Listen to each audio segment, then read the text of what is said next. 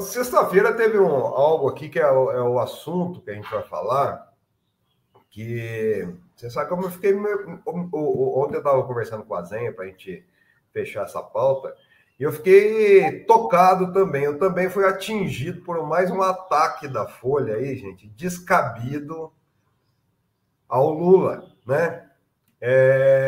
Sexta-feira teve uma reportagem que saiu da Folha, inclusive eu escrevi um artigo em cima disso, sobre os Silvas, né? É uma repórter do New York Times, chamada Ana Ionova, ela estava escrevendo do Rio de Janeiro, e ela fez uma matéria muito interessante sobre o sobrenome, né? Isso aqui eu vou passar depois, Azen. Peraí, deixa eu colocar o artigo aqui também. Deixa eu parar. Opa, deixa eu ver aqui. Apresentar. Nesse artigo, a Ana Ionova, que pelo que se indica aí, é a correspondente do New York Times no Rio de Janeiro, fez um levantamento interessante sobre o sobrenome Silva, né? Que inclusive eu sou Silva também, sou Plínio Fábio Teodoro da Silva, né? Então, eu sou um dos 5 milhões de brasileiros atualmente que levam o sobrenome Silva e que remonta, assim, né, a um passado muito triste do nosso país, que é justamente quando os negros escravizados na África chegavam até aqui e muitos dos senhores de engenho, os senhores de escravo aí, eles, para selar uma identidade nesse escravo, colocavam o sobrenome, e na época eles adotavam muito o Silva, né, por causa dos refugiados que vieram principalmente ali da Europa, de Portugal, para dominar as terras, né? Então colocava sempre o nome do Plínio da Silva, porque era da Silva, porque era do senhor da Silva, né? E foi feita essa reportagem. Gente, a Folha, de uma forma canalha, digamos assim, né, fez uma montagem, eu vou colocar aqui para vocês, posso subir aqui, dá licença, que é essa aqui que foi para as redes sociais. O passado sombrio, né, de Silva. Conheço o passado sombrio de Silva, sobrenome de 5 milhões de brasileiros. Sobrenome de presidentes e estrela de futebol há muito tempo carrega um estigma devido às suas ligações coloniais. Agora muitos veem seu legado de nova maneira. Lógico que eles ilustraram com uma foto do presidente Lula. Agora tem uma questão interessante, viu, Zenhana? Que não é o passado do Silva que é sombrio. O texto diz literalmente aqui, se a gente for ler o texto que foi feito pela repórter do New York Times, diz que o sobrenome Silva é uma herança de um capítulo sombrio da história do Brasil. Ou seja, houve uma manipulação descarada da Folha para atacar o presidente Lula, atacando 5 milhões de brasileiros, né? E daí eu fiz esse artigo, lembrando justamente que eles falam muito do sobrenome Silva, mas pouco se fala do sobrenome Frias, né?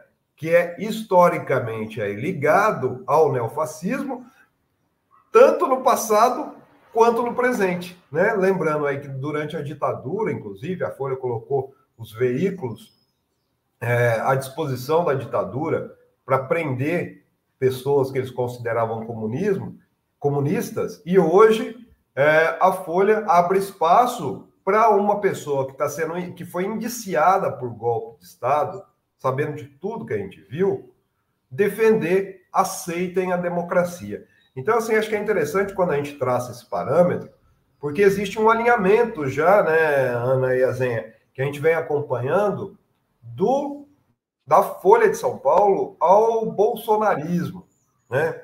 Então, hoje eu tinha até trazido aqui, eu vou colocar de novo, porque é diariamente as pessoas que acompanham a Folha, tem inclusive o Melo, o Ivan e o Azen aqui com o Fórum Mídias, mas é interessante como é que está vendo esse alinhamento da Folha com esse neofascismo bolsonarista. E como não é só, vou mostrar aqui que não é só coisa da minha cabeça, essa, por exemplo, é a manchete da Folha de hoje.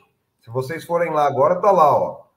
Decisões de Flávio Dino no Supremo ajudam o governo Lula a se livrar das dificuldades. Ministro indicado por presidente bloqueou o pagamento de emendas e aliviou meta fiscal no caso de incêndios. Interessante, viu, Ana e Azenha, que eu nunca vi a Folha fazer uma matéria assim sobre o Cássio Nunes Marques e o André Mendonça pelo Bolsonaro.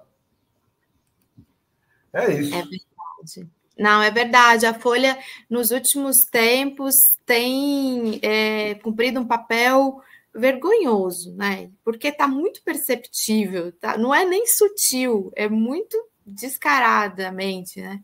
Eu acho que foi também na Folha que veio aquele título sob Lula, né? Coisas, e aí continua falando sobre, que acabou virando também uma piada assim na internet, né? Sobre esse papel que a Folha tem cumprido, né?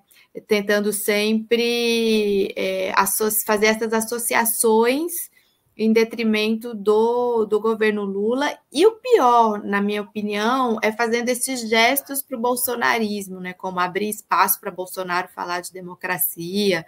Ali foi o fim da picada mesmo. Pois é, né? Eles perguntam que a você, viu, Oi? Plínio? A Folha sempre foi fascista mesmo. É um eco de comunicação da barbárie do fascismo. Tony Bastos, por que a Folha não faz um artigo sobre o lado sombrio dos Frias, Marinhos, Setúbalos, Moreira, Salles, e aí também o cara, família Frias fazia companhia ao Boylensen para assistir todos. Pesado isso, né? Folha de Pan, diz a Solange. Ô Plínio, mas a Folha tem apelado, você não acha que tem um pouco de marketing nessa história também? Tentar causar para poder ter... Eu acho que tem isso, viu, Azenha? Mas eu acho que tem mais de uma costura que está sendo feita. Aliás, eu acabei de subir um artigo lá na Fórum também, uma notícia, sobre o que está acontecendo nos bastidores da ultradireita, né? Existe um alinhamento, não só da Folha, mas principalmente do Globo, né? Que está sendo costurado ali juntamente com o Kassab, com uma parcela do Centrão. Aliás, assim, teve uma pessoa aqui, deixa eu pegar aqui, ó, que colocou, né, aqui, ó, sombrio dos Frias, a Tony, né? Marinho, Setúbal, Moreira Salles. Esses todos estão unidos, né? Na verdade, nessa tentativa de emplacar o Tarcísio Gomes de Freitas como candidato da terceira via, e a gente vê que a Folha está fazendo essa aproximação de uma estrutura mais de ultradireita, né, Zenha? É bom lembrar que em 2018, por exemplo, a Folha criou uma coluna que era olhar para a direita, alguma coisa desse tipo, justamente para divulgar e fazer fontes aí no bolsonarismo. Mas eu acredito, assim, que além do marketing, tem um interesse político e eleitoral também. Lembrando, assim, quando a gente fala de Frias, hoje da família Frias, a gente pode equiparar e comparar com a família Marinho, mas também pode equiparar com Setúbal e Moreira Salles, porque hoje a grande receita que vem do Grupo UOL, né, vem do banco coordenado do senhor Luiz Frias, que é o PagBank, né, que eles criaram. E então, assim, são interesses que existem e tem essa costura toda que está sendo feita, né, principalmente pelo Kassab, né, no governo Tarcísio Gomes de Freitas. Aliás, tem essa informação que eu trago hoje lá na Fórum, a revista fórum.com.br, viu, Azenha e Ana? Diz justamente que o Bolsonaro, que estava ensaiando até uma entrada nessa terceira via, com essa aproximação da Folha, em outubro, agora parece que já não quer mais, porque ele já tem certeza que numa gestão Tarcísio, ele não vai ter nem voz e muito menos cargos. Isso que teria feito, por exemplo, a vazar, né, o vazamento dessas informações sobre o plano B do Bolsonaro, que aconteceu na semana passada. A Fórum deu também em primeira mão aqui na segunda-feira passada, que seria o Eduardo Bolsonaro, o plano B para a disputa aí. Na verdade, o Bolsonaro quer manter o controle dessa horda neofascista que ele criou no país, né?